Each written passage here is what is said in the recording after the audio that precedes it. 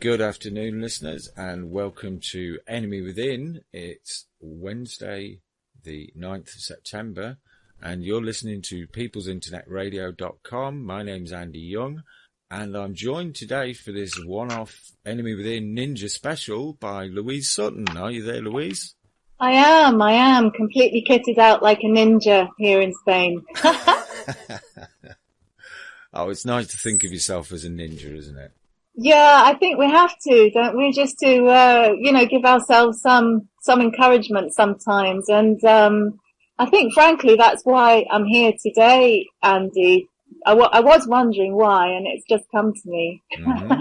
But, I'm sort of feeling, I suppose, in a little bit of a vulnerable position with what I'm about to do here in our local village. Oh. And I thought, perhaps I can just reach out to people through our new friends at the radio station here and just feel supported and also get any ideas flowing in that they might have that I could implement in the coming weeks, depending on how Full Circle Project is received in the public arena.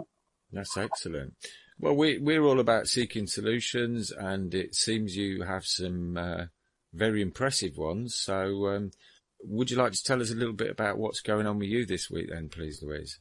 Yeah, sure, of course, Andy. Well, I don't quite know how it's happened. It seems as if I'm being presented with all sorts of unexpected tasks. I guess things that I didn't quite picture when I found myself over a year ago sitting with Max Egan here on the terrace at my home in Andalucia and discussing the ideas of the Full Circle and basically leaving with the task to do with answering emails. You know, it was just an extra job that I could help Max with. And then it sort of snowballed until the point where last October I was basically coordinating the Full Circle project because it just seemed like the right thing to do, because I was available to do it. So now it seems I'm about to try and take Full Circle project into the village square here in Spain, which is essentially putting it right out into the public in many ways.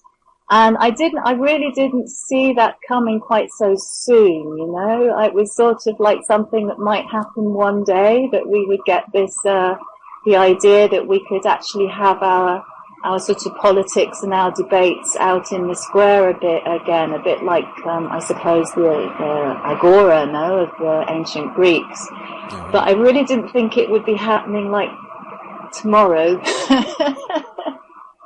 Yes. Yeah. Sometimes it's like I was saying to you before we were having a little chat before we came on air.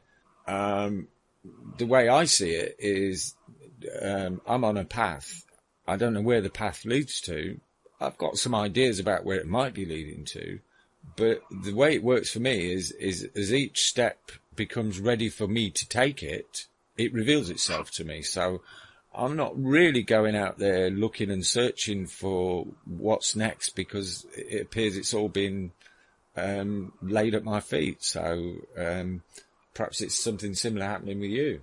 Yeah, it's very interesting, Andy. You should put it like that, because I often recall these, these films, that the sort of Harrison Ford films and some of the others where that kind of magic bridge or those magic steps appear as you have to cross over the abyss. Uh-huh. You know, it's like you have to, take your faith, take your courage and take the step anyway, even though you can't see where it's going. And then suddenly the step appears for you to push off onto the next one. And it's exactly as you said, we kind of can't, sometimes I can see it, but I'm not holding on to that as the outcome. I'm just doing it anyway as best I can. But it's fascinating kind of process. And I think the more you meet the challenge, the more sort of, I don't know if it's strength, but the more courage I think that you get. So it's brought me to this point, and now I do have courage, but I'm also aware that I'm here, even though I've lived in Spain for quite some years, I'm nonetheless, foreign. I'm a woman, obviously, I think. Yes, it's a very macho society there, isn't it? Yeah, and I'm suddenly sort of bridging a very large gap, or at least that's the perception. It depends how you see it, like everything else. Depends on just how you see these things. Mm-hmm. So it's I'd be very interested just to see the reaction that the Full Circle, I mean obviously it's not me as such, it's the Full Circle Project and what it represents. Yeah. As to how it's going to be received, and that's also really why I wanted Andy to let people know, particularly your listeners, because through your shows and Sean's shows and other shows that Max and Ule and Zen have done, obviously people are aware of the kind of approach that we're taking. And I just thought, wow, this is great. If people can tune in and observe and see what's happening in a very typical, I mean, it's both unique, but it's also a typical village. It contains families like any other village anywhere. And perhaps just see at what level we can sort of pitch this information so that it reaches as many people as possible in a way that isn't going to put them on the offensive. And that's my challenge, because there's a whole mixed bag of people here. It's like the microcosm of the macro. I mean, everything is here, believe me. Everything from, corruption to drug dealing to, child abuse to I don't know what yet still to be uncovered, but it's all here. Yeah. An interesting thing, something you said there about courage. I often used to have people say to me, my situation when I lived in Spain was probably an awful lot different to yours, in that I went out the probably quite traditional British expat route of taking a bar in Benidorm, and I used to get a lot of people ask me two questions. First question was, what made you come here? These people are sat there enjoying their drink, 48 paces from the Mediterranean, staring at the Mediterranean, and I just take one look at the sea, one look at them, and say, well, what made you come here? And then, oh yeah, get it. And the next thing they'd always say to me is, oh my God, you're so brave. Because I just wound up, I had enough of the rat race. I wound up my business. My then wife jacked her job in, and we went on a couple of recce's, didn't have anywhere to live, didn't have any visible means of making a living. We just put all our stuff in a van and went. And we were planning to go to Fuengirola on the Costa del Sol, but we got a phone call just before we got there and ended up in Benidorm, and the rest is history. People used to say to me, you're so brave. I said, hang on, brave. Do you actually mean stupid? And they went, well, I said, yeah, I thought so. So there's a thin line between stupidity and bravery, and we've always got to try and make sure we're taking the right one. Yeah, it's that risk-taking game, really, isn't it? And I suppose it could become a bit addictive as well. It's a bit like these adrenaline rushes, these extreme sports, and so on. So, I'm sort of pretty well aware I've got to keep my feet on the ground, and whatever we do, it's got to be very practical in its application. And I'm really, really grateful for being where I am for that, because this is a very rural community. There, it's a village which has always, because of strategic reasons, it's always had to be on the defensive. Yeah. And even if you like, because of the weather, even the weather kind of forms the culture and the attitude of the people, doesn't it? So this place often has quite strong winds as well, and it takes a beating. And, considering it's in Andalucia and a lot of people think, oh, it's sunny and warm. Well, it's not. It's not all the time. It can be quite severely hot, but it can actually be really quite cold and almost bleak. And, this does paint the people, it does give them that kind of almost, protective, almost abrasive, very careful. They're very lovely people, they're very warm-hearted and can be welcoming. But I think the first thing about the people from Cáceres, and this is even, each village will have its own opinion about the neighboring village, they've all sort of been labeled and, parceled up. But Cáceres, they're tough, they are tough people, but they know their stuff. They know their basic survival procedure, at least those of a certain generation. And they are the ones that are seeing a lot being eroded for their young people. And some are conscious of this being, not really considered a good thing for the prosperity of the village. Others have other opinions, of course, and are perhaps happy to see their young people spread their wings and fly off to the cities or even to foreign countries and get busy there. But obviously, in the meantime, the population decreases in the village. So it's a very good, I think it's a very interesting playground, if you like. I mean, I wish it were a playground, but it's an interesting sort of social experiment that we can put into place here with the best intention rather than the wrong intention, as most of these social experiments are. Yeah. And hopefully, I would like the Full Circle then, to inspire others to perhaps doing something similar, because at the end of the day, we're all the public, so the more of us that we can reach, the less we have to keep all this information to ourselves, the more ways we can find to sort of channel it through to people in a way that's going to make sense to them.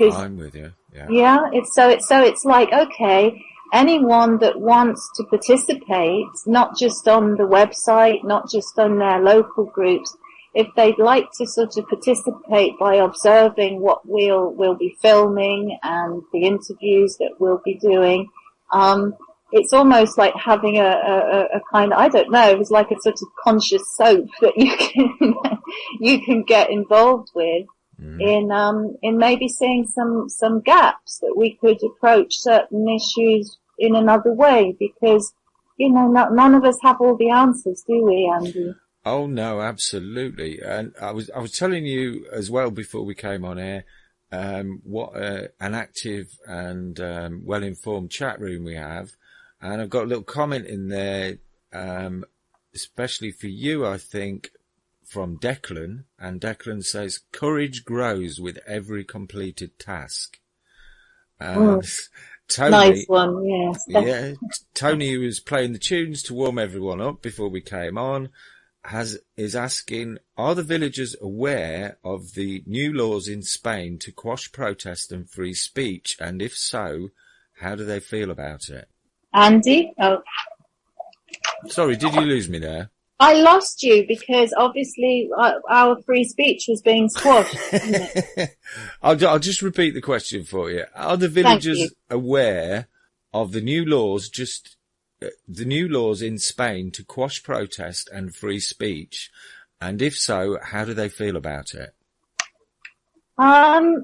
I think like perhaps like anywhere, some are very aware, others are sort of oblivious, others are just completely within their bubble, what hasn't touched them doesn't touch them. Yeah. But obviously there are some that are more fine-tuned. I'm really not so sure that anyone quite understands the full implication, and myself included, I'm not going to say that, I do know where it's going, and I do realise the implication is dire in terms of it's a virtual treason, I think, being committed by the government against their citizens. Mm-hmm. But I don't think the average person understands yet what that really means, besides it being yet another reason to get agitated and upset and confused. Yeah. You know, it's this thing of thinking things through, of sort of seeing the long-term effect. And because I'm not, you know, Casares is not obviously Madrid, they're not perhaps directly affected yet. But having said that, I'm very aware that when I and some of the other activists, my friends here, are speaking out in public places, you know, we are aware that at any point we can be stopped, and what the consequences might be and how we might handle that. Yeah. And it's a really good question, Tony, because I think that's one of the most obvious things that we can highlight as a very direct abuse of office, a very direct attack by the people that are supposedly representing us on the people who are the nation, you know, the people themselves. So I feel sure that in a sense, in a warped way, it's a gift. It's like many of these things are a gift in disguise. Mm-hmm. And for the benefit of our listeners who are not perhaps familiar with the kind of mindset of people in Spain, I got the impression when you were talking about people of a certain age, you're talking about the people who remember or have very close connections to the Civil War. Because I found when I was out there that certain things that you said or did were a no-no, because, like when I flew the Union Jack flag to let the tourists know that actually this is a British bar, even though it's in the international part, I thought, to be balanced and to show that we're not trying to take over and, you know, egg and chips and all that stuff, we put the Castilian flag at the side of it, the Spanish flag. And my next door neighbour came in and was waving his arms and shouting, "Don't do that, don't do that." I said, what? Well, if you show that flag, they'll think you're for Franco. They think you're a fascista. Yeah. And I had to learn, and I wanted to paint the bar a particular shade of blue and white. And when I told my neighbour about that, "Oh, no, don't do that. You'll think you're more." So I'm thinking, okay, there's lots of things behind the scenes that I don't know here. And even the nuances of the language. Some people would say goodbye, but certain people will always say adios.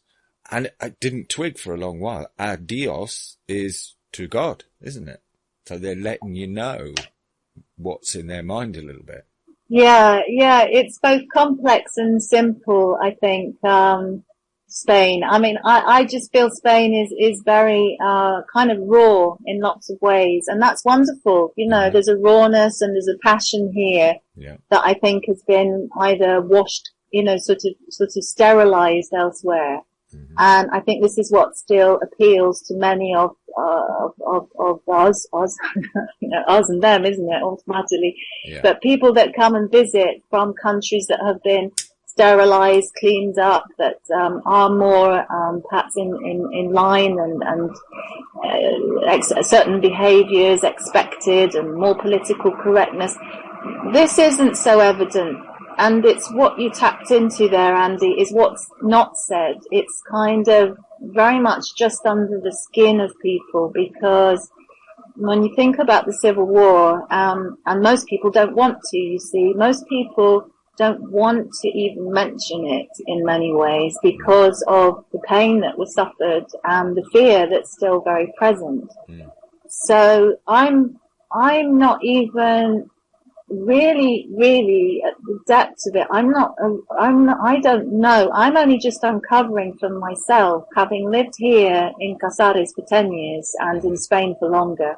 Yeah. I'm only just really now tapping into the kind of things that people really went through, not the things that are in the history books or that certain experts might purport to know, the things that really happen. And it would, it's blood-curdling stuff, and therefore people are very reluctant to actually bring it up in order to heal it. So they're much, much more of the mind of avoiding the issue. But then, of course, it's an open wound that's festering. I mean, this is obvious.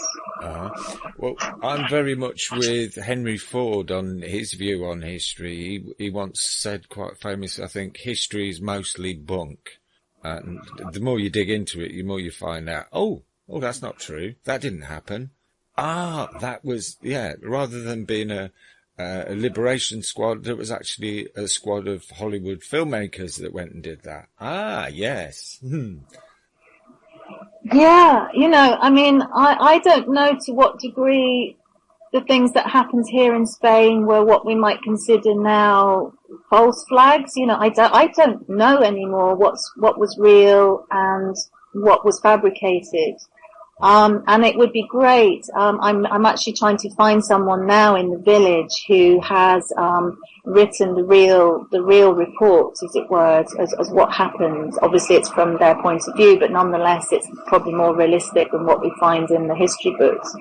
But anyone that's sort of out there that could shed light on this would be so helpful in actually approaching this subject with them, because it's really got to be done at some stage, and it will come up because it's created, like all these sort of false flags are doing, is it's created an atmosphere of fear where people are put into a place that they just don't want to act out of fear. They don't want to speak up out of fear. They don't want their children dragged out into the street and shot again and buried face down again, and in a sense they kind of need, the other generations need to remember this needs to be talked about in a way that can help people realize what can so easily happen when there's so many divisions and rifts in the families and the political parties, and how this can really rip a community apart, because obviously nobody wants this to happen, but it happened not so long ago. So, how to really help this come up to the surface.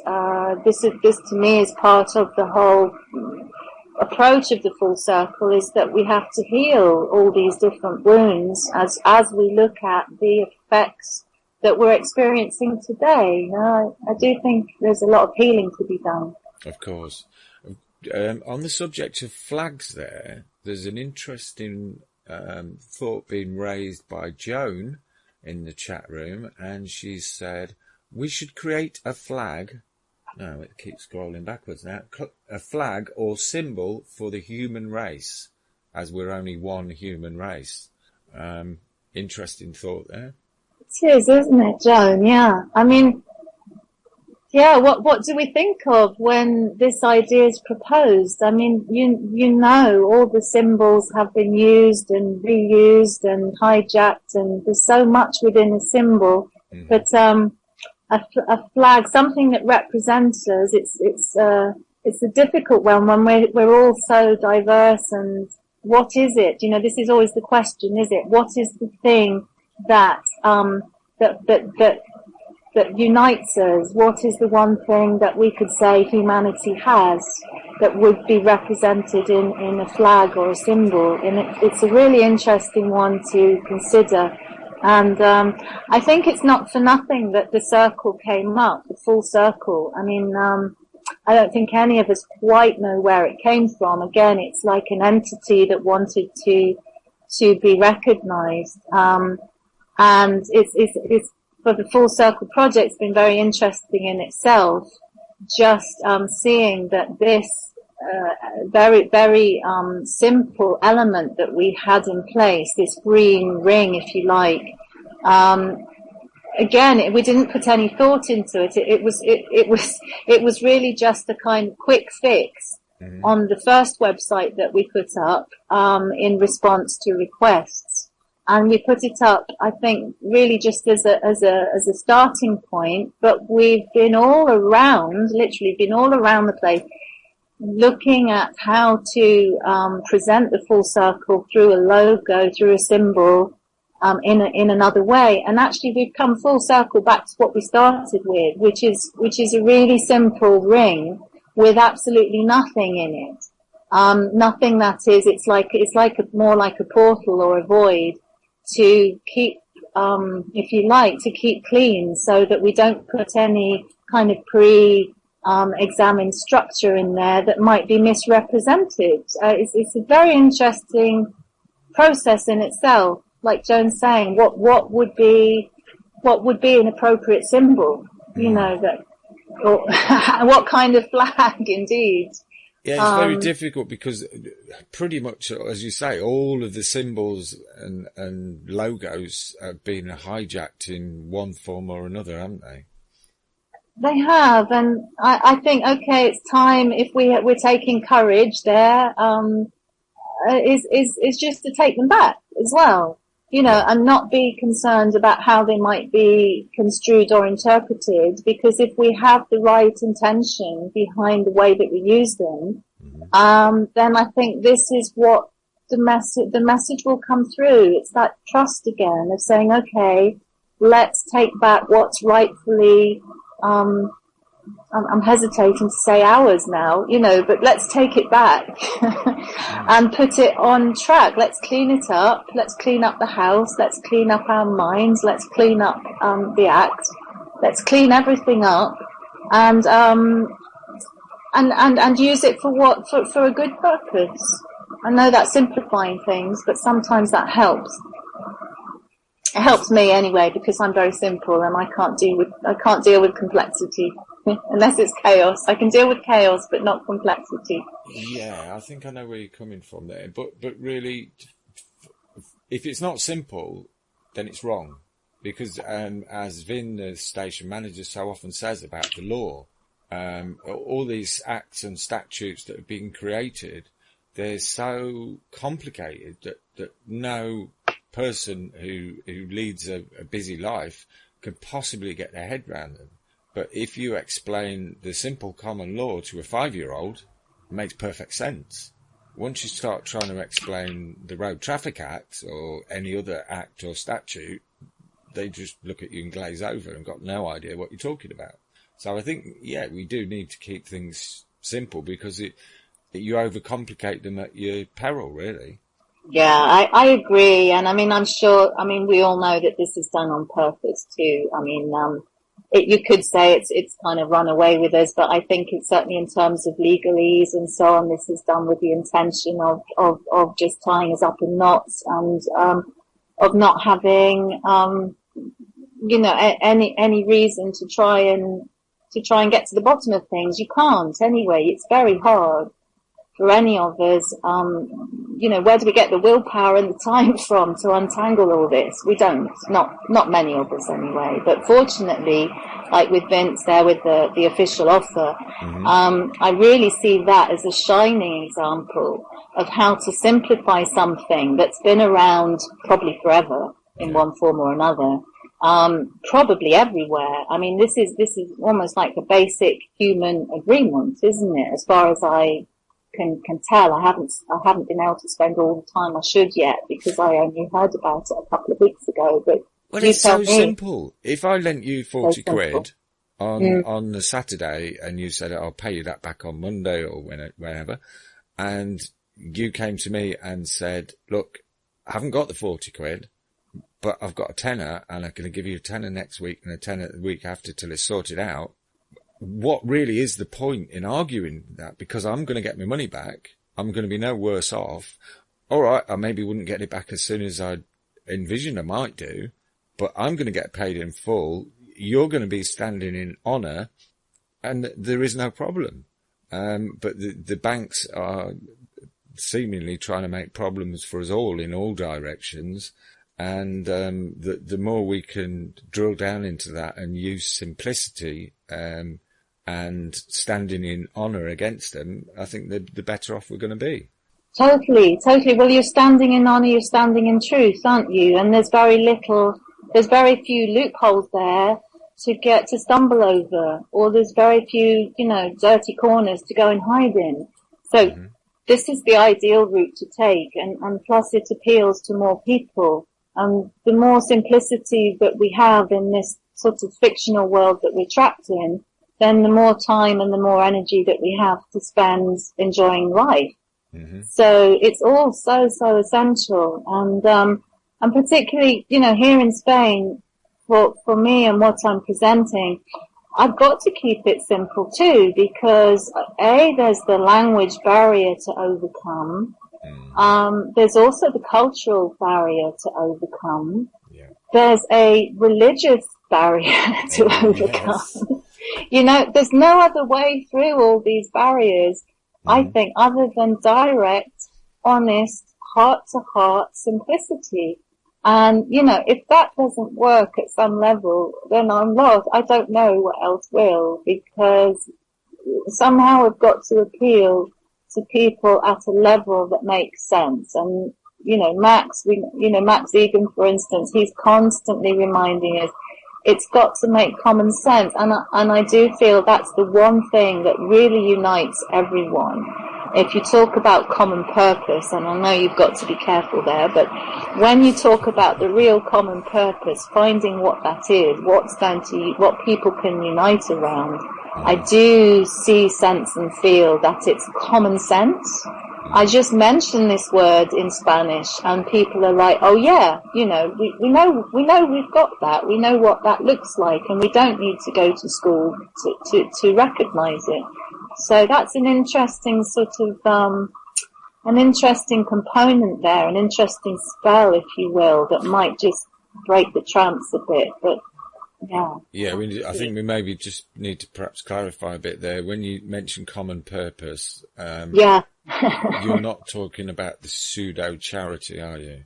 Not at all, but then you see, that's the conclusion that we now have to jump to, and yet the words common purpose, if we take back their real meaning and understand that the intention is there, that of course we need to find a common purpose, but not in the way that we know that this is being used at the moment to mislead us. Yeah.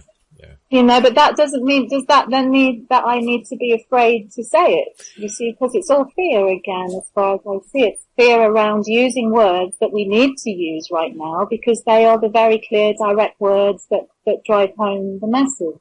Oh, yeah, it's the Orwellian doublespeak, twisting of words. Really, anyone who hasn't read 1984 yet, I strongly urge them to do so, because I think that had a big influence on me. I read it at school, and I didn't, I thought, oh, good story, science fiction.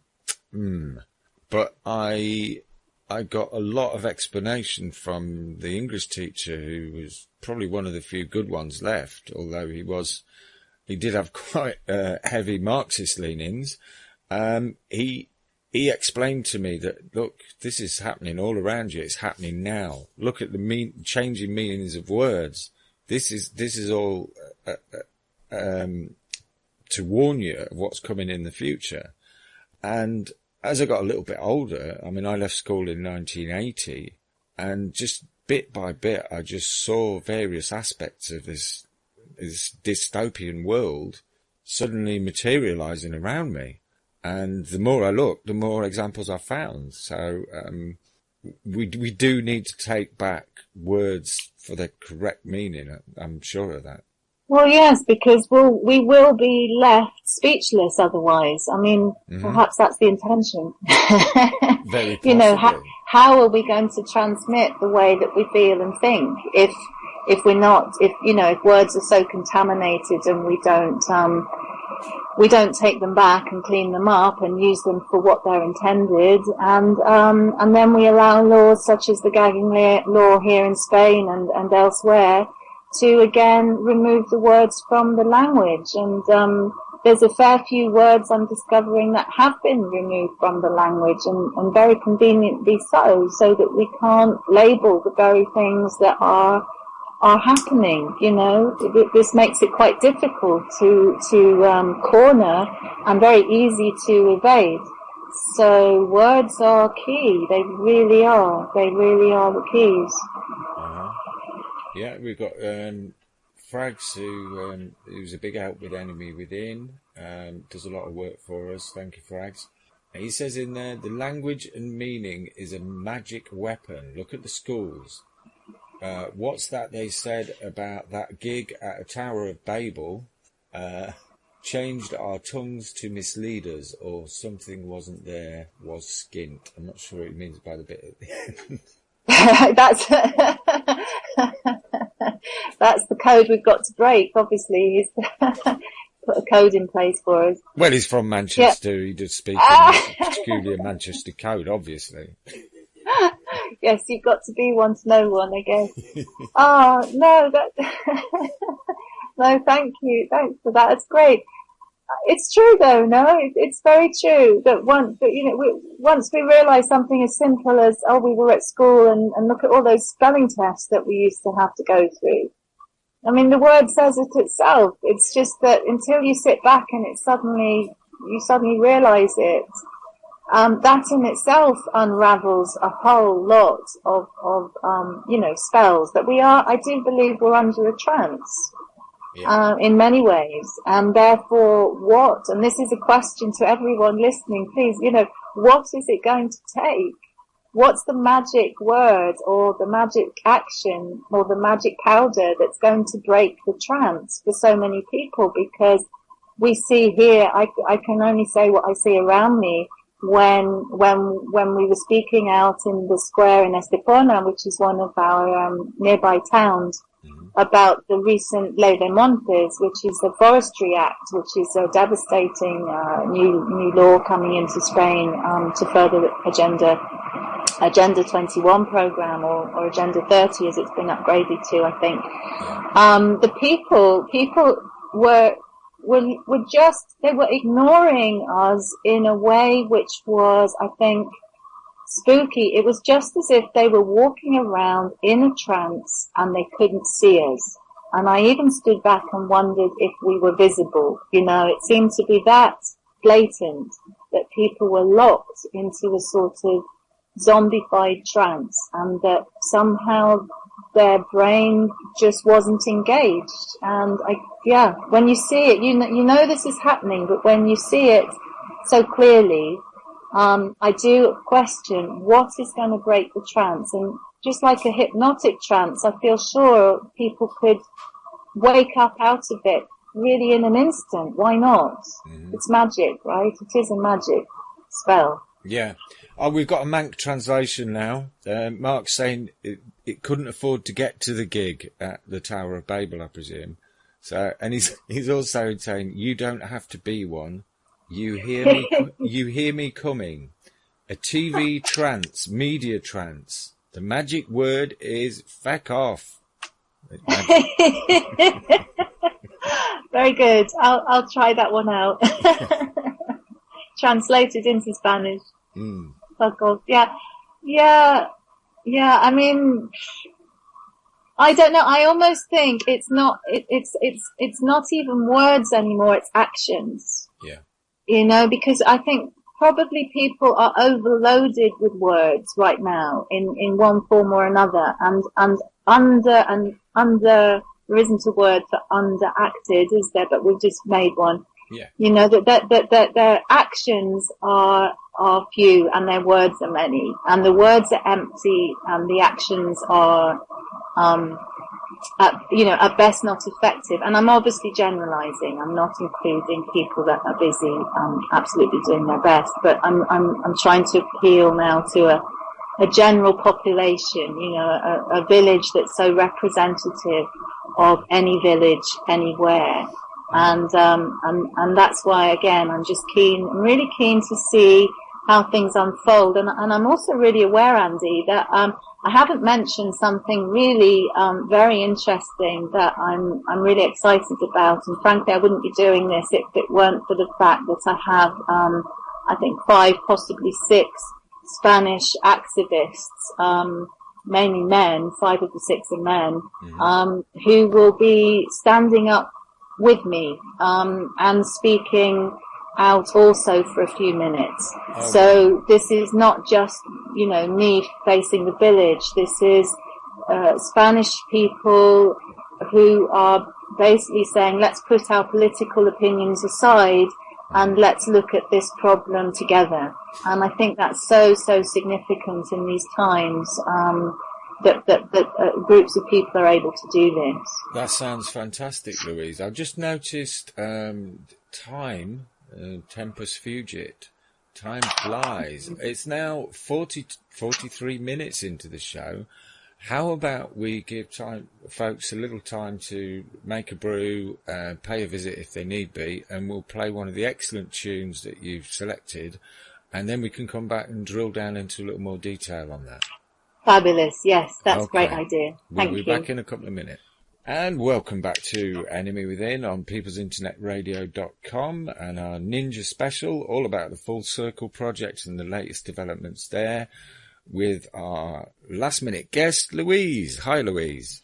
Hi. Okay. Hello, everyone. So can we get down into a little bit more detail and the nuts and bolts of what exactly is happening in your village? Is it Casares, your village? That's it. Pronounced very well. It is Casares, yes. I speak Spanish with a very good Russian accent, so I'm told. Muy bien. Well, there's a lot of Russian accents around here as well, so you fit right in, don't worry. Mm-hmm. We were actually thinking of inviting Mr. Putin along. We're going to have a chess match up here as part of the part of the community activities, and since he now apparently has a house not too far from here, we can always invite him along since he's a grandmaster. So we'll get him engaged in the game. That would be fascinating, yeah. Well, right now I would say anything's possible because I'm constantly and consistently surprised at who does respond and who does step on board, and sometimes it's beyond me quite what's going on. It is beyond me, definitely, you know. Yeah, well, I have this similar thing. There's certain people that I want to approach to have as guests on the show. And sometimes if someone's quite a big name, it's kind of a little bit intimidating. You think, oh, they'll probably never bother with us. But I've not had a flat out refusal. I've had one or two people who've not responded, but I've had some amazing responses from people who I thought I'd never hear back from. So, it seems it just grasp the nettle. And after all, isn't action the only thing that cures fear? Yes, I would say so at this stage. And I would actually say action and from a personal point of view, I would say faith. And I don't say that I'm not a religious person. You know, I'm really not. I haven't been ever. I dipped a toe in here and there, but withdrew pretty quickly. But I have found now that in the last kind of year that I've been so engaged with this, that placing faith in what's happening in the process unfolding, really any kind of doubts or fears that might be raising their ugly little heads are put to rest. And it's a faith in something just much bigger than, you know, what this is, what Full Circle is, or what any of us are doing. Is like when you align yourself to doing the right thing, you feel so supported. I don't know if you sense this, Andy, but it's just like you're carried, you're supported, and somehow, and I'm saying this almost with fingers crossed now, sort of protected, you know. I don't want to be burnt at the stake tomorrow.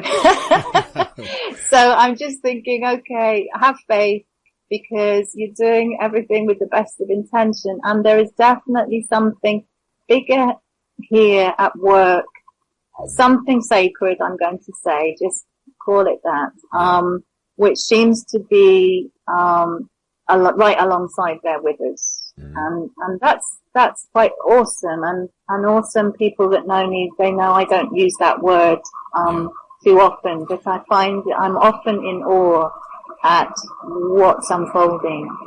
Well, I just said there that fear, the action kills fear, but Tony's rightly pointed out there that also that knowledge kills fear. So why is action then really the combination of the two, right? Yeah, I think the combination of the two is unbeatable. And what you were saying about this sacred element, I mean, I am not religious. I kind of went through a phase when I was about 11 years old of wanting to be a vicar. I read the Bible many times. And then I thought, ooh, hang on. And I never have been a person with any religious leanings, but something I've started doing of late, if I feel a little bit lost and I'm not sure what to do or which direction to take, I sit very quietly, sometimes with a couple of candles, and I try and quiet my mind, and I ask the universe for guidance. And that seems to work pretty well with me. Yeah, I think this is something, just many people are doing, but anyone can do, and any format it takes. But again, it's that simple, direct, non-complex approach that seems to connect us, at somehow at source, however we want to perceive or describe that, whether it's within, without, or both all at once. That to me is something that's been very, very present with the Full Circle.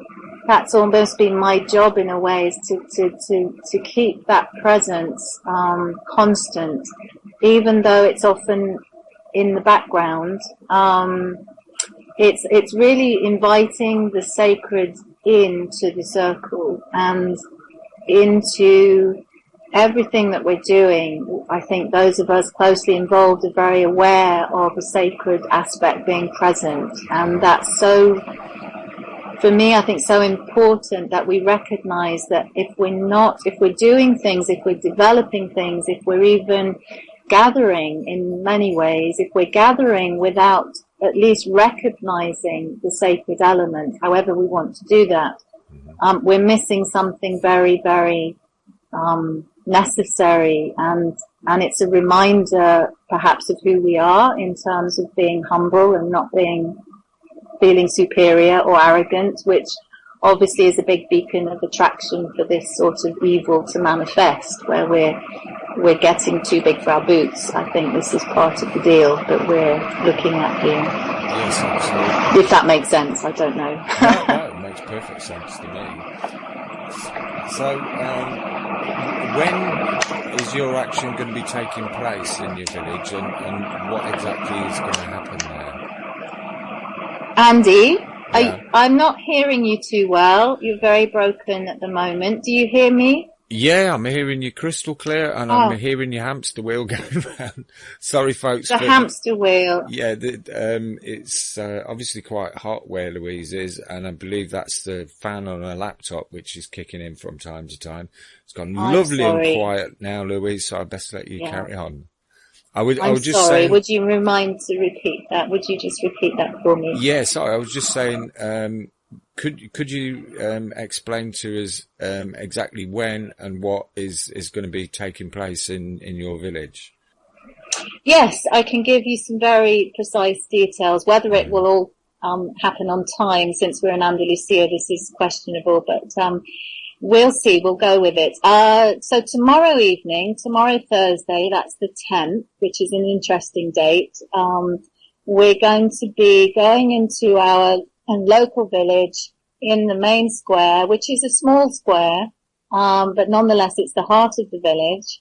And we'll be presenting the Full Circle Project as a way to bring the community together, to look at problems that we face and to find opportunities in them.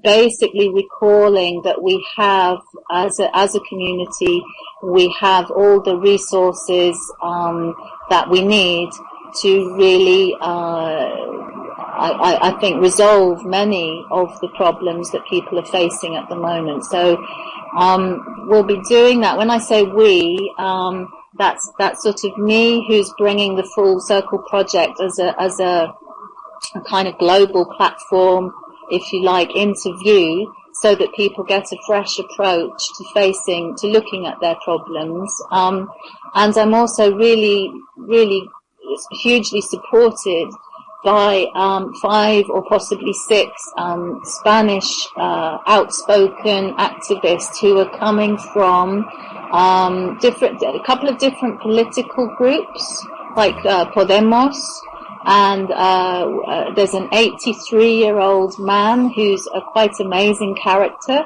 who is very much a sort of humanitarian based activist, has been so all his life and continues to be very vocal. And a man who's representative of the SATs, that's the workers syndicate, who are working very hard to try and help the homeless here in Spain. And there's a really good example, because his name is Manolo Portillo. He was actually present at the launching party, if you like, that we had here with Max and Zen Gardner and Ule Damagard, and a whole bunch of other people were here at my house, the place where I live, and back in May. And he came, and he really helped bridge the gap between the foreign residents and the nationals. And this in itself was fabulous. And then he also caught on very quickly to the approach that the Full Circle is taking with the legal language. And he realized the potential that this has to help really focus people's attention on the cause of the problem, i.e. the problem in this case being people evicted from their homes for not paying, usually for being in debt, for not paying their mortgages, and to really help refocus, rather than trying desperately to provide homes and food for people and jobs and so on to get them back on track, which is obviously important, but it's going to be a never-ending problem. It's just going to keep escalating if we don't stop hacking at the branches and really, look at the rotten root. So he's grasped that, and he's prepared to stand up with us and basically change his perspective on something that he's been doing all his life. And that's remarkable to see and really encouraging. That's great. I mean, just going back to the party there, Podemos, from my quite rusty Spanish, doesn't that mean we can? Or does that mean we yes, can do it? We've heard it all before, haven't we? Yeah, I mean, it's yes, we can. Great name, yeah. Yeah, it's interesting as a word. Podemos means we can, but it comes from the verb poder, which is also power, to have the poder. So it's very interesting because, again, what we see, I think, around the world is abuse of power, within government entities and elsewhere is abuse of power. Yes. And it's interesting that in Spanish it should be the same word, that we can do it. But also it comes from the root of power. So what do we do with this power, perhaps, is one of the questions that we need to ask. Yes, so have you got any particular plans of how you're going to get the people in the village to listen to you? Have you been posting flyers, advertisements? How does that work? Yeah, and this again, I think I just like to share with people, so they can be encouraged to do the same thing if indeed they're not already doing it. I went to the mayor of the village. I went this morning, basically to talk with him just on a very friendly level, just to reassure him that this is not a political party. And that we're not directly threatening him or his party or anyone else's party. Yeah. That, I put the emphasis on it being something that could be beneficial for his village, for his village, for his current, position to really help and collaborate with what the villagers put forward as their way of bringing life back into the village, so that he has an opportunity to, if you like, stand at the helm, if he wishes to do this, to show that any village anywhere can really stand up for life and bring local economy back to the village, bring, that they can generate, theatre and, any sort of creative, input, any practical things such as having a proper local market again, as having community, gardens, of getting the elderly involved in transmitting their skills back to the youth who are kind of basically have nothing to do because of the high level of unemployment, and basically just really reinforcing all the positive aspects for him, and reassuring him that we're not going to accuse him of anything just yet. But also inviting him and the other delegates to come and to participate, and where they have any doubts or concerns that they should be raised, because we'd really like this just to be the introductory talk, and then follow through with a whole series of gatherings, talks, presentations, workshops, and opportunities for the village and anyone else in neighbouring villages to kind of come and get contaminated with a good virus, a virus that reminds people who they are and that they're all kind of valid, that they're not invalids, which is often how they're feeling, that they're invalidos. Mm-hmm. And just generally get his, if not his written permission, which obviously we don't need, at least his support. And we'll see how that goes. Then I've been on the local radio station. We've been printing out flyers and a few posters, and we've also just been talking to people. One of the homeless people, for instance, that we've been supporting in the village, he is liked, and on the whole, he's liked in the village, and he's been busy just doing public relations, I suppose. Really, he's a journalist without a job. But he's doing his work now on the ground, and literally just inviting people to come. And I don't know to what degree, Andy, people are going to get involved in the village square, because obviously it's very exposed, and I think people are used here to keeping their opinions close to their chest, and so it's asking a lot for people to get into a public debate, and I wouldn't really necessarily look at that being part of the result tomorrow. I think our main aim is to get people's curiosity and to encourage them to come to the follow-up gatherings and meetings, so that they can get involved in their own way, in their own time. And all of that, I think, will be recording and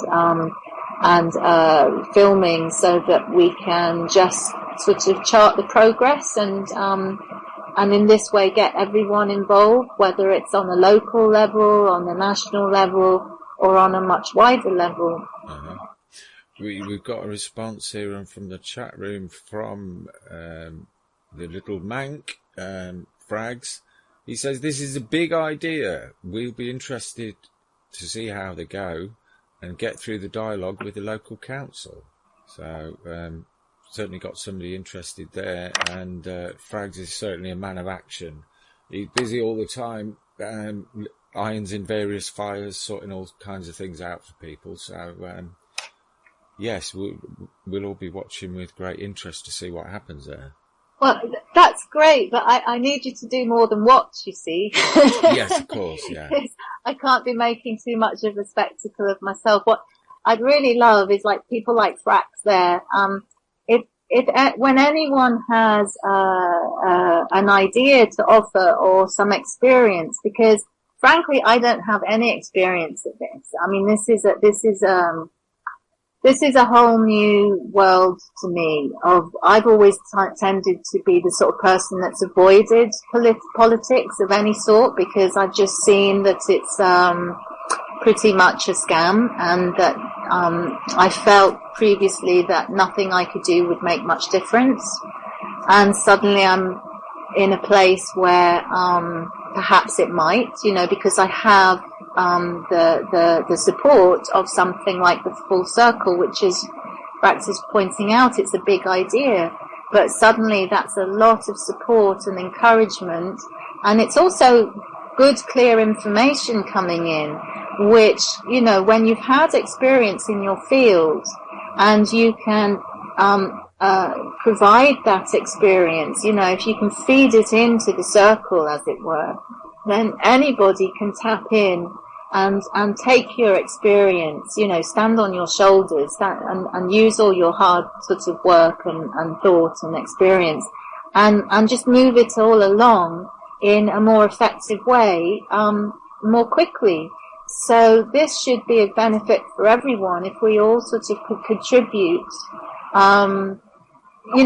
to increase the effectiveness of, I think, any project that's being undertaken anywhere. Then this is how the Full Circle, I see one of the aspects of it operating, as a proper resource hub, where it's not just archiving information which is already available in abundance, but where it's really this actionable, wise, knowledgeable information resource center. Uh-huh. So I need you to do more than watch me. Yes. Feed me with ideas and criticisms, and say, oh, you just blew it there. Why didn't you do next time round? Try this way. Mm-hmm. And your website is at fullcircleproject.net, isn't that right? That's correct. Yeah. That's the main website there. And I'm going to mention that Matt, who is our very, very capable web designer. He's busy there. I think he's just managed to agree an extra day a week that he can commit to working on both the Full Circle project and his own COEO community connector site, to introduce lots more facilities that's going to really help bring the information that we need out and become more accessible, and just really brighten up the website and make it more lively with Google Hangouts. I think we should be introducing, I hope by the end of next week, where we'll have a panel of people that will revolve. We'll take different people for different topics, but I expect we'll be starting with Zen and Ule and Max, if they can all make it at one time in one place at the end of next week. So it will become a much more lively centre that people can come and exchange their ideas and their views and their experiences, and we can just start moving the whole thing forward. Mm-hmm. That sounds terrific. Yeah, it's quite a long, kind of drawn out process at times. It's frankly not easy to get everyone together when we need to. We're all, you can imagine, all the people that I'm in touch with, they're all very dedicated to what they're doing. They're all heavily involved, with their research and their different ways of communicating their discoveries and their information, and also on tour. Ule Damagard is traveling a lot now and able to come into contact with people directly. So they're great contributors, but obviously we all only have so much time to dedicate to the cause, as it were. But we feel that now we've got the platform up there, once we have the Hangout in place and we're all familiar with how that works, then we'll be able to call on quite a number of people we have waiting in the wings that will be able to come forward with their own perspective on what they've been investigating, but give us some pointers about how we can, the kind of ways that we can move forward, rather than just giving us more information to be digesting. Then really we're looking at actionable tools that we can put into, that we can actually use at the moment. So it's like equipping the forces, if you like. So, that's the principle. But like we said at the beginning of the program, Andy, we've got to stand back and let things, unfold as well, because, we don't know what shape the circle's going to take. It's a circle, but it's a never expanding one. So we'll see. Yeah, absolutely. A little question in the chat room there from that very big-hearted guy from Manchester, Frags. He said, what kind of research are the others doing? Is that perhaps too much to go into at this juncture? No, I'll do my best. I mean, I'm assuming if people are not familiar with Maxwell Egan's work at thecrowhouse.com, Max is focused on a whole range of different topics, but perhaps politically, the geopolitical scene he's very concerned with. He's been podcasting, if that's the right term, for a good, I think over 12 years, and researching for over 30 years. And, he has, his own approach to things, which I think is based in, respect, which I think is, for me, certainly where everything's rooted, if we come from a place of respect. And he has, a really big range of concerns and topics that he looks at, and again, it's still based in quite a spiritual ground there, quite an awareness of sacred influences. And then we have Zen Gardner, who's been working really closely with us, really supportive. Is a real pleasure to bounce ideas around with, and just play in his garden basically is what we do. And fabulous man with a big heart, based in is American, and based in South America at the moment. And his contribution's huge in terms of seeing the bigger picture. He's able to, I would say, have eyes like an eagle, in that he can see all the minute details, but he also can see at the same time the big picture. And he brings this together in a sort of endless amount of articles that he writes, which are very, very inspiring. They're pretty much always uplifting, even though he goes into some of the darkest, most dire situations. And it's his honesty and truth, I think, shines through. And Ule Damagard, I'm really lucky to have Ule as a neighbor. He's not too far from me, and his lovely family too. And he's a great warrior. He's a very gentle warrior. He's got a great heart, and very, very clear head, and a way of approaching things. His particular speciality, if you like, is uncovering false flags and linking the assassinations that have taken place, particularly since the JFK assassination, and really sort of highlighting, I think, the fact that this is all so planned and organized, and now very, very recognizable as well. So he's helping people spot the manipulation game. So they're the principal ones. And then we're reaching out to a number of other researchers, Sophia Smallstorm, who I've always admired tremendously, people like Paul Levy. Actually, he's a researcher, a writer. People may or may not be familiar with his work, Wetiko. It's a book exploring evil and how to dispel it. And frankly, I think this is something everyone needs to read. I think this explains so much and is so very, very helpful in understanding the bigger picture. And so on and so on. So it's a really big spectrum. It's a really big, we call it the full circle now, we call the full spectrum response, because it's really calling on people from all sectors, particularly the artistic circle, the writers, the poets, the musicians, people with spirit, people with this spirit that essentially is one of under attack. No, this amazing human creative ability, imagination, and so on.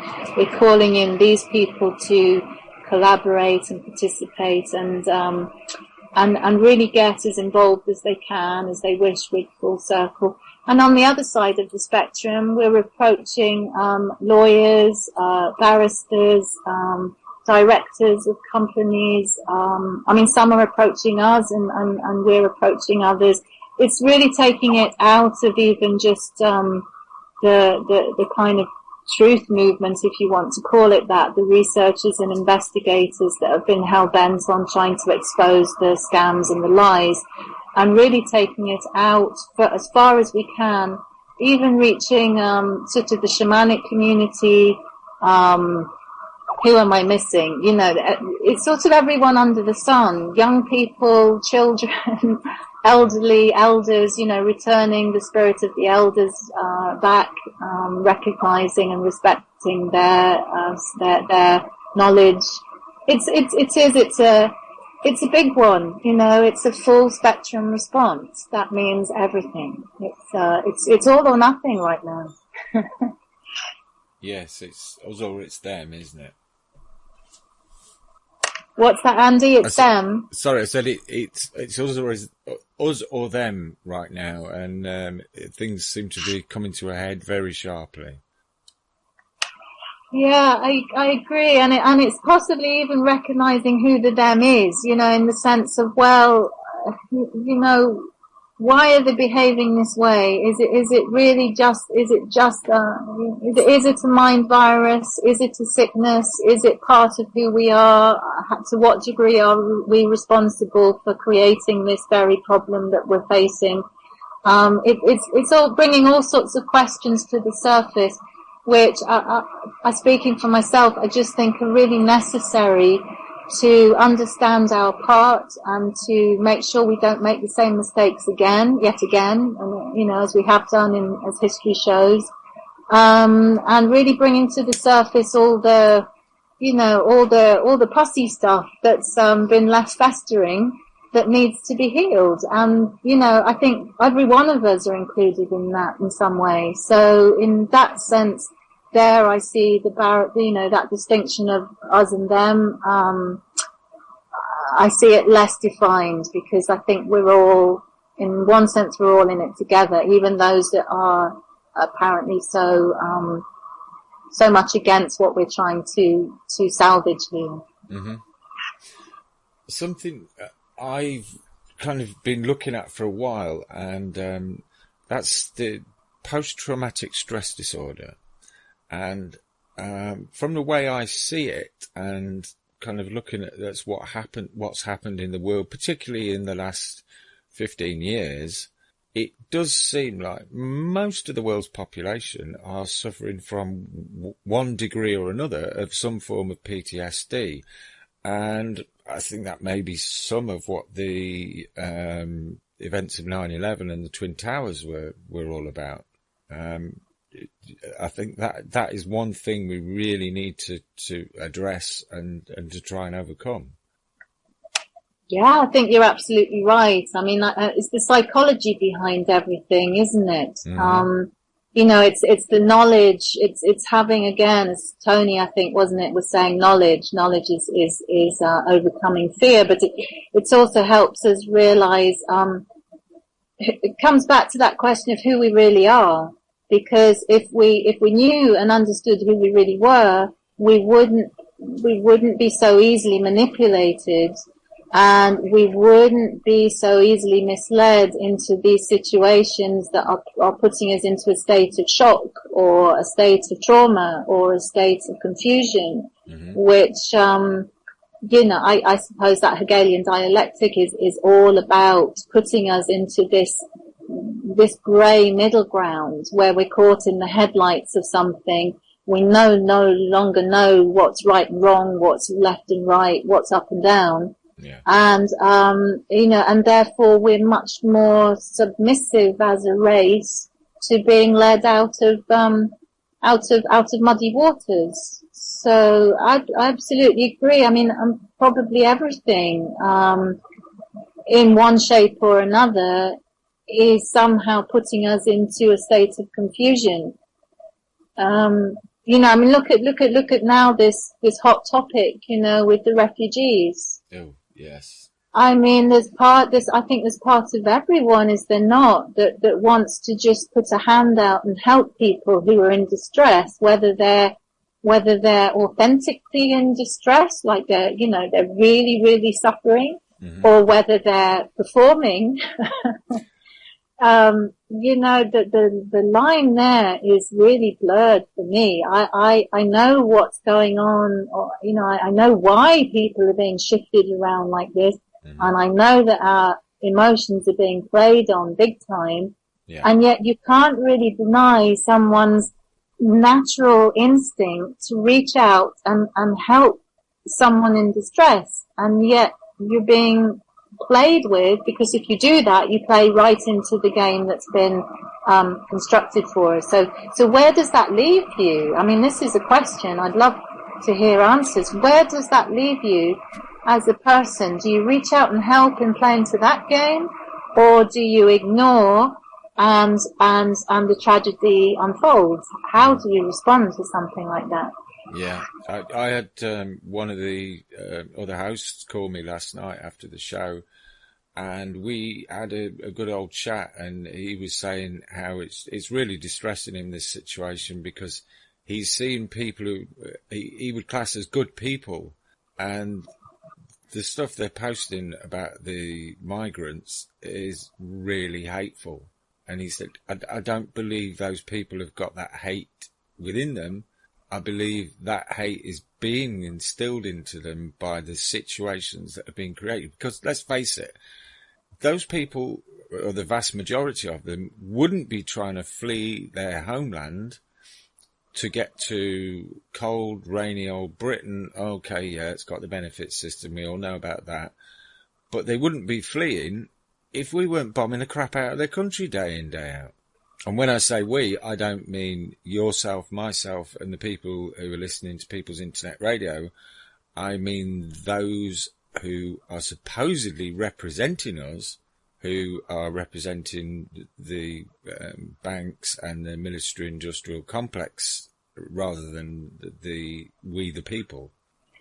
Yeah, I mean, this story, it's so convoluted, it's so twisted, it's so warped that it's almost like you have to put and because I think our emotions, our human quality, of being emotionally involved, it's almost like you have to set this aside in order to try and get to the bottom of what's really happening. And I've observed myself getting not cold, but certainly colder than I would normally than I would normally see myself, in order to understand the level of manipulation that's been going on to get us to this point. Whereas you said, people who are good-hearted people are in such a state of perceived fear over what they might lose from welcoming these people into their countries. Yet at the same time, if we understand that in the act of welcoming people into your homeland, you're destroying your homeland in the process, and you're not doing anything to help people get back to their homeland. So, it's a very, very twisted situation, and a very delicate one, which people find difficult to bring up in conversation without also bringing up an awful lot of, I think, of kind of concerns that are very rarely addressed in public, honestly, without feeling, judged and excluded. So it's a really complex psychological game, and we're played in so many ways. How to sort of stand back from that and be effective, take effective action. Where do you go with this? It's a complex situation, and intentionally so, to give us this problem to resolve. Yeah, I'll just do. Lee's joined us in the chat room uniquely. As someone I know calls him sometimes when she forgets, extremely. Welcome, Lee. And he says, no one understands. Syria has been completely destroyed by the UK, and people continue to fund it all via paying taxes. We should hang our heads in shame. As Andy says, UK PLC is the entity bombing these people's homes for living. Andy? Yes? Am I butting in? I got you as far as we should hang our heads in shame, and then I think perhaps my fan kicked in, so I'm really sorry. But it did, no problem. Lee just followed that with, as Andy says, UK PLC is the entity bombing these people's homes to rubble, and then they come here. Yes. No, we're all contributing to that situation. Those of us paying taxes. Mm-hmm. So if we see that by continuing to pay our taxes, then we know that we're supporting the very thing that we are that we're so horrified by. So what's going on here? We're all trying, aren't we, in our own way, to identify the cause of the problem, which is this continued compliance with a very sick system. Yeah. Well, what I find refreshing is that in the course of what we do at Enemy Within, we come across so many different people who are attacking that system or trying to undermine that system, but they're not doing it in one set way. People are coming from all kinds of different angles, and I kind of use the analogy of storming a castle. If you're going to storm a castle, you wouldn't all line up in single file and go one after the other and do exactly the same thing, because you'd all be mown down. What you need to do is you need one round the front, a gang round the back, another gang digging underneath the footings, another one with ladders trying to get over the wall, maybe a few more with catapults throwing people over the wall, and just attack it as many different ways as you can. And that kind of guerrilla approach is almost unbeatable, isn't it? Yeah, I think you really described that very well. I mean, I could picture that, and I'm going to bring it full circle back to the Full Circle Project, because I think this is the approach that we are taking when we get people really on board with us in all these. Just picture all these diverse communities taking their own approach as individuals or as individual units, but who are still looking at the same problem. They may approach it in different ways. In other words, there may not be a single template that we can all use, but the principle can be the same, and the target can be the same. And this, as Max is constantly pointing to, is the legal fiction that we're getting completely limited and restricted with, that that completely reminds us of the relationship, the abusive relationship that we have between the government and we the people, and finding a legal mechanism to allow people to recognize what's happening. And that in itself, again, needs to be kept so simple that it's more like a recognition of who we are as people, as the individual people we are, and just being able to stand up and confront the abuser and say no, very much as you would in an abusive relationship within a family. The victim keeps allowing itself to be the victim until they have the strength and the conviction and the understanding, the recognition to stand up and say no. And that's it, really. That's that kind of simple change of heart and change of minds that suddenly makes all the difference.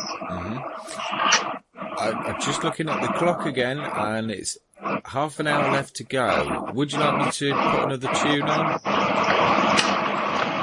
I think you're saying we should take a break. It's a bit scrambled, so yeah, sorry, I think the break would be great.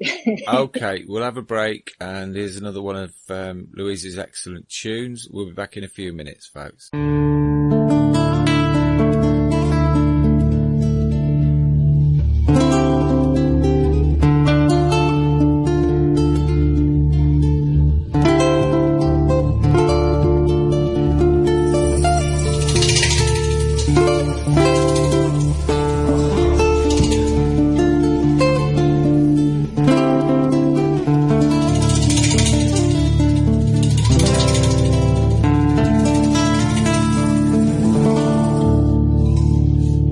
Ábrete corazón, ábrete sentimiento, ábrete entendimiento y deja a un lado la razón y deja brillar al sol escondido en tu interior. Oh, oh, oh, oh, oh. Ábrete memoria antigua escondida en cada piedra, en cada río, en cada árbol. Ábrete corazón, ábrete sentimiento, ábrete entendimiento y deja a un lado la razón y deja brillar el sol escondido en tu interior. Oh, oh, oh, oh, oh. Es tiempo ya es ahora, ábrete corazón y recuerda como el espíritu cura, como el amor sana, como el árbol florece y la vida perdura. Ábrete corazón, ábrete sentimiento, ábrete entendimiento y deja a un lado la razón y deja brillar al sol escondido en tu interior. Oh, oh, oh, oh. Ábrete memoria antigua escondida en cada piedra, en cada río, en cada árbol.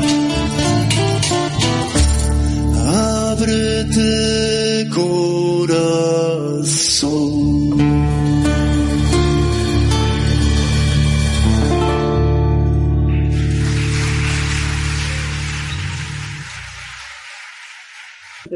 And welcome back to Enemy Within on peoplesinternetradio.com, where we're seeking solutions. And I'd just like to take a moment to mention that the station is entirely supported by listener donations. So if you like what we're doing, if you could just get over to the website, and just underneath the player there's a donate button, and if you could throw a few pounds, shekels, euros, dollars, whatever it is you've got to spare, throw them in there, and that would help us keep our internet and our lights on. As I said many times before, we all do this because we feel it's what we need to do. We don't do it for any financial reward, and anything that helps us to keep going will be much appreciated. Thank you.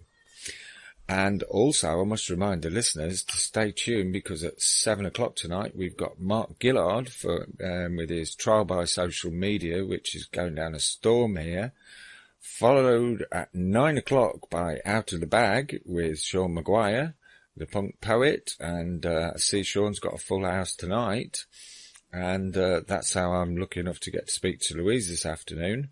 Followed at midnight by Stephen Roberts and Cancel the Cabal, and that's on till 2 a.m. So we've got a really fascinating night ahead, folks. I hope you'll stay tuned. Back to you, Louise.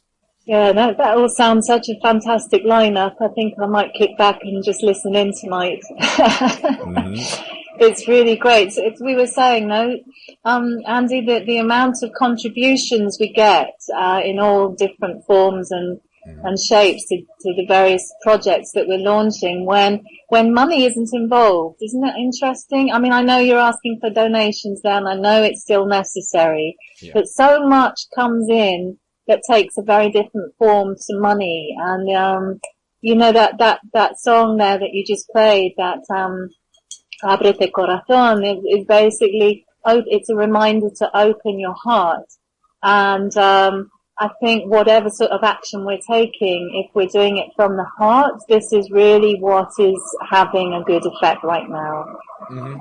Yeah, I mean, I find as well as people giving material things and money, the one that I find so impressive is people who give their time and energy to support what we're doing, to maybe chip in, do some research, or maybe come up with ideas for guests, or, you know, just the support that we get as well. It really is incredible and quite humbling sometimes.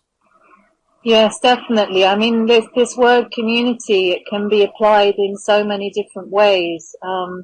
I was looking, you know, with my partner and my family for some years, sort of looking for community, either to set up or to join as one of the kind of, I suppose, escape routes in a way. It wasn't seen that way, but, you know, as a way to live a life, more freely.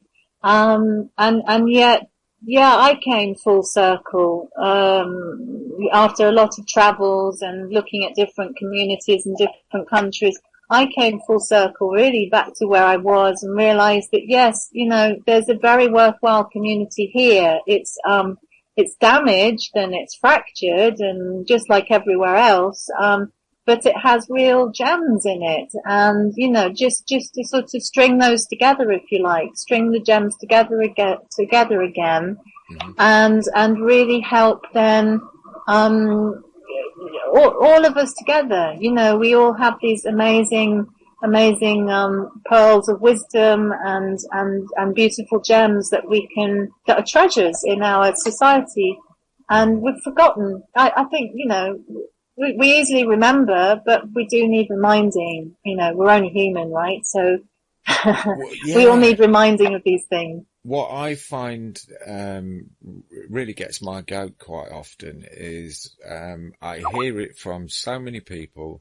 For an example, Americans are all so dumb, or I don't know, the Iraqis, they're all trying to get here for the benefit system, and these generalizations are so ridiculous, because I'd say, well, look at that crowd of people over there. Which one's the good one? You know, how can you tell which one's the good one? Well, they might all be rubbish, but I say, well, yeah, but in any group of people, you will get some absolute wonders, some marvels. You'll get some much less marvelous, and you'll get a few psychopaths. So all groups are the same because they're just a mixture of people. We're all people, and we need to recognise that fact and kind of drop those barriers of different nationality, different colour of skin, different religious denomination. We need to get rid of all that bull and start focusing on who we really are and what we can achieve if we all stand together. That's it, isn't it? United we stand, divided we fall. I mean, we know this, but nonetheless we're subjected to so many, you know, so many false labeling, so much false labeling going on, and not enough recognition of who we are as individuals and what all of us carry, all the gifts that we carry. So it's understandable that some people will lose sight of their own gift, if you like, that they come with, and perhaps start making a scene in a way which isn't that beneficial to their community. So what I mean by that is I was speaking recently to I think an amazing woman. Her name is Louise Sutton, and she's one of she's not actually on the directly on the Council of the 13 Grandmothers, the indigenous grandmothers, that is, but she's certainly one of the council members there. And she was saying that, you know, in her tradition, she's born in America but has African roots.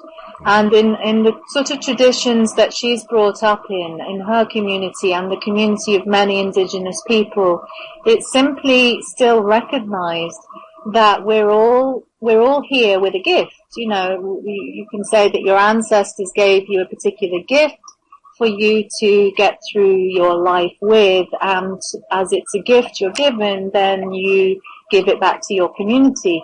But that this is actually recognized within the place that you're born, so within your family and within your community. And because it's recognized, it's also valued. And because it's valued, it's encouraged. And because all this process happens, we are enabled to express the very thing that we kind of came here to do.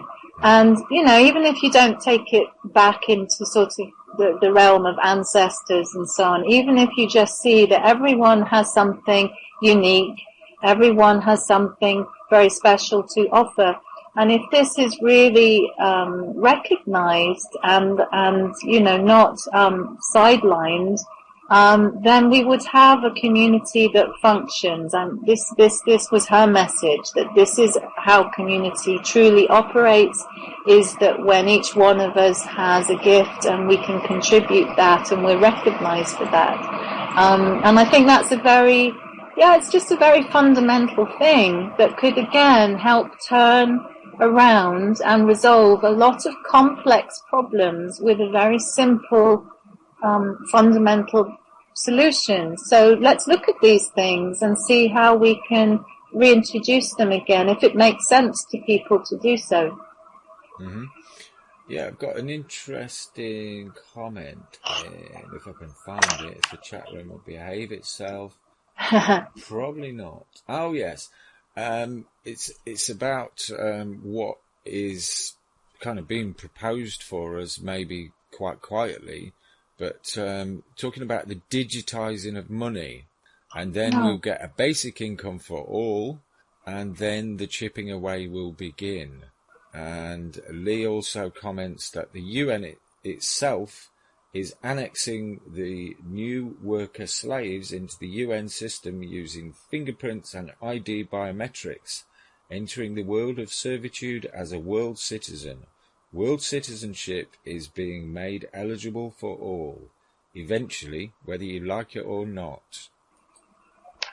Yeah, well, sure, this is the plan, isn't it? And it's there in plain sight, and we can interpret it as we wish. And I'm actually involved in a number of groups who are currently of the mind, the mindset, which is all it is that this, they're moving out of the New World Order, but heading into a nice world order, as I'm called. You know, it's another version of the NWO. It's just that it's been painted in colours that look much more acceptable to good-hearted people who want to do the right thing as far as the UN's concerned, and other entities like them. They just know us so well. They know, you know, how to lure us into their tender traps. And unless we see the writing between the lines, we fall for it. And some of it's big time. And,